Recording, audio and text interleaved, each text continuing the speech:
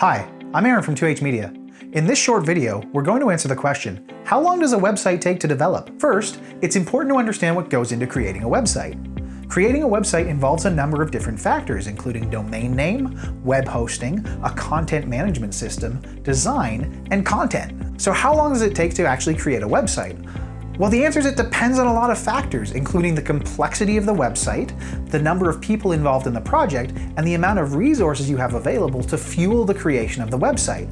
And I'm not just talking about dollars to throw at a web developer. You're going to need a variety of images, videos, and copywriting to actually fill out that website and sell your business to your customers. If the website your business needs is relatively simple and you've already got a ton of assets available, it might only take a couple of weeks to develop a website. This would involve purchasing a domain name, setting up with a great hosting provider, installing a content management system, and actually designing the website itself. On the other hand, for a more complex website with custom features or a lot of content, it can take much longer to develop and launch your website. For example, for an e-commerce website or a website with custom posts and filters, you might be looking at several months to develop your website. And these timelines get exponentially longer if you don't have the content you need to actually fill out your website. Overall, the time frame depends on your specific goals and what your business needs to be successful.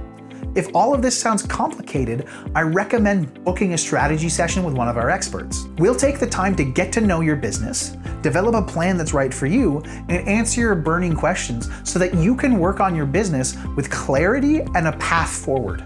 If that sounds impactful to you, book a strategy call. And in the meantime, thanks for watching.